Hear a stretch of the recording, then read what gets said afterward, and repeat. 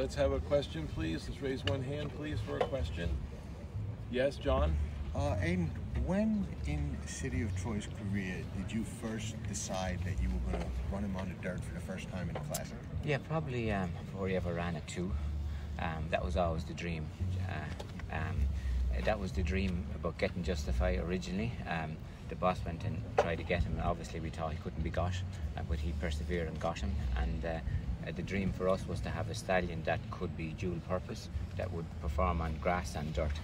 And obviously that's why the boss sent the best mares, and that has been the way since. And obviously himself and the filly were the first, came along the first crop, so yeah, incredible really. So obviously this horse has always been very highly rated. From the time he was a foal, he was kind of always rated an 8 out of 10, and that'd be very high rating, but usually that's the kiss of death on a horse, because the spotlight is on them and there's always extra pressure on them, and usually horses wilt and fail when those kind of expectations are there. But when we started working him straight away as a 2-year-old, we knew that he was different, because he was obviously bred to be a kind of a 7 furlong plus horse, and he would have been able to be prepared to run in Ascot as a 2-year-old, and you have to be fast and mature to do that. So he was obviously different than all the time, and then it was a matter of getting experience into him at 2, so that we'd have him ready to rock at 3. So yeah, that was the way really. Thank you. Pleasure. Next question, Marcus. Sorry, you've been drawn stall 3. Is that helpful, or what are your thoughts on the draw for him? Yeah, no, I think it's good, Marcus. Obviously, in is probably better than out. Obviously, I suppose the danger when you're in is, are you going to be quick enough away? Yeah. But we don't know that. We've done everything we can do. Obviously, from when it happened, when the way he ran in the Guineas happened, we had to go back and restructure a lot of stuff, and we had to go slowly up through all the gears. Because we were thinking of the Derby, we had to get him to relax and slow down and do all the things, and then at the same time we had to be preparing him for the classic through the whole year. So we did all the other things to let him come back up through the gears. He blew up in the stalls in the Guineas because I didn't put him in the stalls through the winter and prepared him properly. So then we had to get him back for the Derby, where he had to slow down and relax, and after that then we had to go up through all the stages, and we knew the classic was going to be at the end, so we had to slowly go there. And that's why in York that we went a little bit forward with him, and he's obviously very happy to be forward and very comfortable, but we knew if we did that early we would have been in trouble in the Derby. So we were very happy what he did in York, and he still wasn't opened up properly, and then that's why we went to Suddle rather than going to an Irish champion or whatever. We just needed to open him up a bit more. We didn't want him to hit the gates and lead, but we wanted the pace to be very strong so he could go forward and he still wouldn't be in front. So that's what we did in Suddle, and Suddle was all about the first half of the race rather than the second half of the work, if you know what I mean. Yeah. So we went forward, and he was very comfortable following the very fast pace. And I think the fractions, I think everyone obviously in America would know more about fractions. I don't think the fractions were much slower than they would go on dirt the first 4 furlongs in Suddle. So then we did that, and then we've opened them up another bit since Suddle at home. So we think we've looked under all the stones, but what usually happens, as you know, when you really want something to happen, something else will crop up. But we think we've looked under every stone we can. We think we have him prepared to go forward. Whether he will be quick enough to have a nice position from that spot in this type of race, because really this is probably the most atrocious demanding race for any horse all year, and he's a 3-year-old running against older horses as well as 4-year-olds, or as well as 3-year-olds, but the 3-year-olds in America would be more used to it. So he has an awful lot of things to overcome, to be realistic about it. Like I say, we've prepared everything we can do, and we've done, so it's going to be interesting, you know.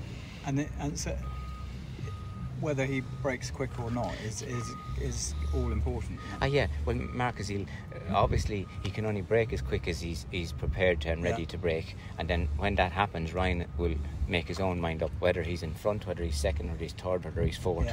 Do you know what I mean? So, but we think we have done as much as we can to ask him to break. I think he goes into the stalls here someday during the week, but he'll only go in and stand in and back up for the starter, you know. So so it's going to be very interesting, you know. And we always thought he was this even paced horse, and we saw him at 2 when he's on the pace what he can do, Yeah. and we never really did it to him yet. We did it twice or 3 times at 2, but we never did it to him yet at 3. Yeah.